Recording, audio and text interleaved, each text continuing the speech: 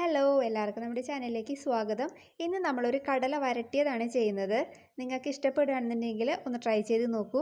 ആരെങ്കിലും നമ്മുടെ ചാനലിലേക്ക് ആദ്യമായിട്ട് വന്നിട്ടുണ്ടെങ്കിൽ ഒന്ന് ചാനൽ സബ്സ്ക്രൈബ് ചെയ്യാൻ മറക്കരുതേ. കടല വരട്ടിയത് തയ്യാറാക്കാനായിട്ട് ഒരു സവാള അരിഞ്ഞെടുത്തിട്ടുണ്ട്, അതേപോലെ 2 പച്ചമുളക് അരിഞ്ഞെടുത്തു, പിന്നെ ഒരു ചെറിയ കഷ്ണം ഇഞ്ചി, ഒരു കഷ്ണം വെളുത്തുള്ളി ഒന്ന് ചതച്ചെടുത്തിട്ടുണ്ട്. പിന്നെ നമുക്ക് കുറച്ച് കറിവേപ്പിലയും വേണം.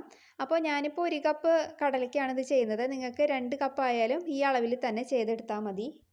അതിന് വേണ്ടിയിട്ട് സ്റ്റൗ ഓണാക്കി ഒരു പാൻ വെച്ച് കൊടുത്തിട്ടുണ്ട്. പാൻ ചൂടായി വരുമ്പോഴത്തേക്ക് അതിലേക്ക് ഒരു 2 ടേബിൾ സ്പൂൺ വെളിച്ചെണ്ണ ചേർക്കാം. വെളിച്ചെണ്ണ ചൂടായി വരുമ്പോഴത്തേക്ക് നമുക്ക് കുറച്ച് കടുക് ഇട്ടൊന്ന് പൊട്ടിച്ചെടുക്കാം. പിന്നെ കുറച്ച് കറിവേപ്പിലയും ചേർക്കാം.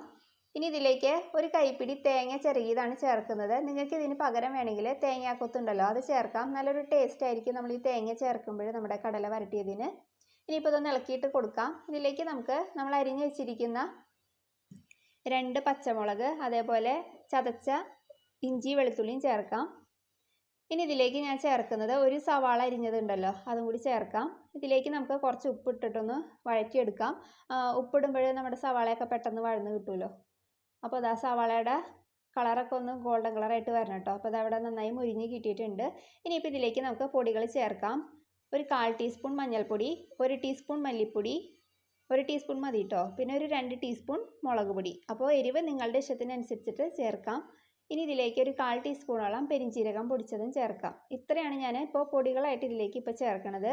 ഇനി നമുക്കിതൊന്ന് വഴറ്റിയെടുക്കാം. ഈ പൊടികളുടെ പച്ചമണമൊക്കെ ഒന്ന് മാറിക്കിട്ടണം.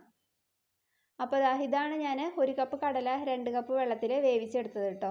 അപ്പോൾ കാണുന്നുണ്ടോയെന്നറിയില്ല. അപ്പോൾ ഈ വെള്ളം നമുക്ക് ഇത്രയും ആവശ്യമുണ്ട് മസാല റെഡിയാക്കാൻ വേണ്ടിയിട്ട്. അപ്പോൾ നമ്മുടെ മസാലപ്പൊടികളൊക്കെ ഇവിടെ സോട്ടായി കിട്ടിയിട്ടുണ്ട്. ഇനിയിപ്പോൾ നമുക്കിതിലേക്ക് കടല വേവിച്ച കുറച്ച് വെള്ളം ഇതിനകത്തേക്ക് ഒന്ന് ഒഴിച്ചിട്ട് നമ്മുടെ ഈ മിക്സ് ഒന്ന് നന്നായിട്ടൊന്ന് റെഡിയാക്കി എടുക്കാം. ആ എണ്ണയൊക്കെ ഒന്ന് തെളിഞ്ഞ് വരണം കേട്ടോ. അപ്പോൾ വെള്ളമൊക്കെ വറ്റി എണ്ണയൊക്കെ തെളിഞ്ഞ് വരുന്നുണ്ട്.